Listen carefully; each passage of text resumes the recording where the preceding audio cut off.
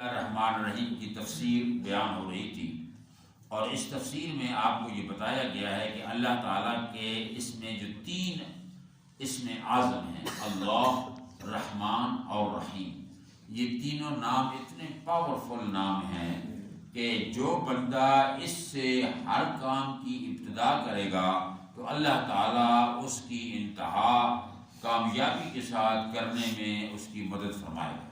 کیونکہ اللہ نے فرما دیا ہے کہ جب بندہ بسم اللہ پڑھ لیتا ہے تو گویا وہ بندہ سارا معاملہ میرے سپرد کر دیتا ہے، پھر میں اس کے ساتھ وہ معاملہ کرتا ہوں جس کی اس کی نیت اچھی ہوتی ہے، خالص نیت ہوتی ہے، کیونکہ انما الاعمال بالنیات، عملوں کی دار و مدار نیت پر ہے۔ کل امر ذی بال لم یبدا بسم اللہ فهو ابتر اجر، فرمایا ہر وہ کام جو بسم اللہ کے بغیر کیا جائے وہ کام بے برکتہ ہوتا ہے، اس میں برکت نہیں ملتی۔ کھانا اگر کھانا شروع کرو تو بھی بسم اللہ پڑھو، کیونکہ جب آپ کھائیں گے تو شیطان ساتھ بیٹھ جائے گا اور آپ کو اس کھانا نہ انجوائمنٹ آپ کو اس کا ہوگا اور نہ آپ کا پیٹ بھرے گا۔ اسی طریقے سے اگر مسجد شریف میں آتے ہیں تو سارے طریقے اللہ کے حبیب نے بتائے، دائیں پاؤں پہلے مسجد میں ڈالو، بسم اللہ الرحمن الرحیم افتح لی باب رحمتک۔ اسی طریقے سے جب بچہ پیدا ہوتا ہے تو اس کے کان میں اذانیں دی جاتی ہیں، تو وہاں بھی بسم اللہ الرحمن الرحیم پڑھ کر دائیں کان میں اذان اور بائیں میں اقامت دی جاتی ہے، تاکہ اللہ کا نام اسم اعظم جو ہے اس کے کان تک پہنچے کہ وہ مسلمان کے گھر پیدا ہوا ہے۔ تو اللہ تعالیٰ نے اپنا نام جو رکھا ہے اللہ رکھا ہے، اس میں بڑی خوبیاں ہیں۔ اس نام کی خوبیاں یہ انہوں نے بتائی ہیں کہ دیکھیں نام سے بندے کے کمال کا پتہ چلتا ہے۔ کوئی بندہ بھی آئے گا، کسی بھی کمپنی کا نام ہوگا، اس کے مطابق پتہ چلتا ہے اس کمپنی کا یہ جاب ہے، اس کا یہ کام ہے۔ الیکٹرک کمپنی ہوگی تو الیکٹرک نام ہوگا، اور دوسرا کوئی سسٹم ہوگا تو وہ نام ہوگا۔ اسی طریقے سے ہر ایک کی پاور اس کے نام سے معلوم ہوتی ہے۔ کتاب جب لکھیں گے تو اس کے اوپر ایک نام ہوگا، تاکہ وہ نام ظاہر کرتا ہے کہ اس کا مقصد کیا ہے۔ اللہ نے جو اپنا نام اللہ رکھا ہے، علماء فرماتے ہیں یہ غیر مشتق ہے، یہ جامد ہے، یعنی اس کا ہر لفظ کا کوئی مشتق ہوتا ہے جس کے پیچھے جس سے لفظ نکلتا ہے، تو یہ کسی لفظ سے نہیں نکلا۔ اور انہوں نے کہا جی کہ اگر اس کو مان بھی لیا جائے کہ یہ کسی لفظ کا مشتق ہے تو وہ 8 ہی لفظ ہو سکتے ہیں، 8 لفظوں سے یہ نکلا ہے۔ نمبر 1، اگر آپ اس کو عربک لینگویج میں کسی چیز سے مشتق سمجھتے ہیں، ایک ہے سب سے پہلا الہ، دوسرا ہے جناب والا الہ، تیسرا ہے الہن، چوتھا ہے والہن،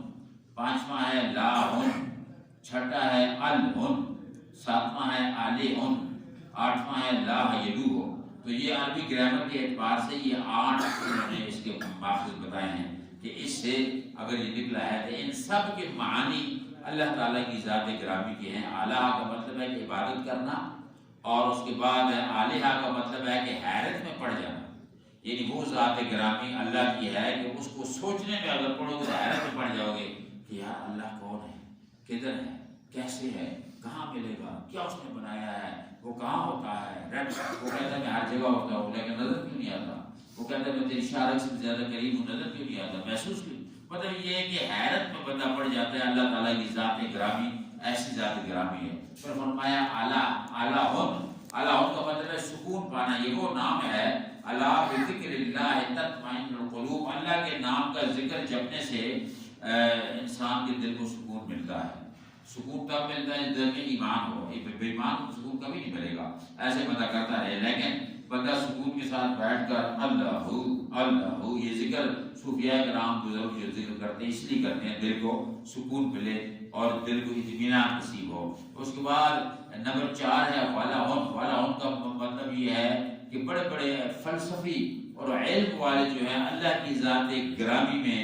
جنہوں نے جناب والا اپنے دماغ چلائے، علم چلائے، ان کی عقلیں گم ہو گئی، یعنی گم ہو جانا کسی ذات میں۔ اور اس کے بعد لاہن کا مطلب ہے کہ وہ ذات گرامی جو نہایت بلند ذات ہے اور جو اس کے دامن سے وابستہ ہوا اس کا نام لیا وہ بھی بلندی پہنچ گیا۔ الہن کا مطلب ہے رجوع کرنا، یہ وہ ذات ہے کہ جس کی طرف ہر ایک رجوع کرتا ہے، خواہ بڑا ہو چھوٹا ہو، ظالم ہو عادل ہو، کہ کتنا بھی، حتیٰ کہ فرعون جو تھا اس نے خدائی کا دعویٰ کیا ہوا تھا اور وہ کسی کو انسان نہیں مانتا تھا اور وہ قتل بھی کرا دیتا تھا۔ جب اس کے سامنے لایا گیا اپنا کیا نام نمرود وغیرہ کے سامنے، تو انہوں نے کہا جی کہ اللہ کون ہوتا ہے، قرآن پاک میں واقعہ آتا ہے، تو حضرت ابراہیم خلیل اللہ نے فرمایا کہ اللہ تعالیٰ یحیی و یمیت، انہوں نے کہا انا احیی و امیت، میں بھی زندہ مردہ کرتا ہوں۔ اس نے کہا کیسے آپ زندہ مردہ کرتے ہیں؟ اس کی اٹکل پیچھے سے کام دیا ہے، اس نے جیل سے 2 بندے منگوائے، ایک پھانسی کا حکم تھا، اسے صبح پھانسی ہونی تھی، اور ایک جو تھا اسے رہائی ملنی تھی، دونوں کو بلایا اور کہا دیکھو یہ رہا ہونے والا تھا، یہ پھانسی ہونے والا تھا، میں پھانسی ہونے والے کو رہا کرتا ہوں اور میں جناب رہا ہونے والے کو پھانسی دیتا ہوں۔ اس نے کہا کہ ابراہیم السلام کا یہ تو تمہاری بیوقوفوں کی جواب ہے، یعنی بندہ زندہ کرنے کا یہ مقصد نہیں ہے کہ حیات دیتا ہے، اللہ تعالیٰ تو بندے کو عدم سے وجود میں لاتا ہے، he was nothing to become something،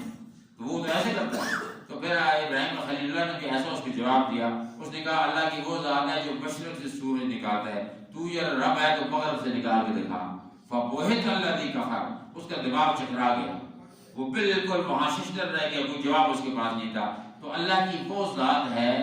ذات کریم ہے کہ جس کی طرف ہر ایک رجوع کرتا ہے، کوئی کتنا بڑا ہی کیوں نہ ہو، ظالم ہو عادل ہو، بالآخر سے رجوع کرنا پڑتا ہے۔ جب فرعون بھی بڑی پھڑے مارتا تھا، جب پانی کے اندر ڈوبنے لگا تو پھر کہنے لگا کہ آمنا برب ہارون و موسیٰ، یا موسیٰ میں تیرے رب پہ ایمان لایا، تو اوپر سے جواب ہے کہ اب تیرے ایمان کا کوئی فائدہ نہیں ہے۔ اس لیے فرماتے ہیں کہ جوانی میں در جوانی توبہ کردن شیوہ پیغمبری، جوانی میں توبہ کرنی پیغمبری کا شیوہ ہے، جوانی میں نماز پڑھنے کا ملتا ہے کچھ صلہ، اللہ راضی ہوتا ہے۔ بڑھاپے میں تو سب پڑھتے ہیں، جو بتائے کہ ٹانگ خراب ہو گئی وہ آئے گا مسجد میں جی، ایک پریشان ہو گیا وہ آئے گا مسجد میں بھاگا ہوا۔ جب دولت ہو، عزت ہو، شہرت ہو، خوشیاں ہوں، اس وقت رب کے آگے جھکو، پھر رب فرماتا ہے فرشتوں کو بلا کر دیکھو یہ بندہ سب کچھ کے پاس ہے، اب میرے مجھے شکریہ ادا کرنے کے لیے آیا ہے۔ تو ایک بندہ پریشان حال ہے، وہ مسجد آتا ہے، پھر اس کی پریشانی میں آیا نا، وہ خدا کے لیے نہیں آیا، وہ اپنی پریشانی مٹانے کے لیے آیا۔ یہ ساری چیزوں پر توجہ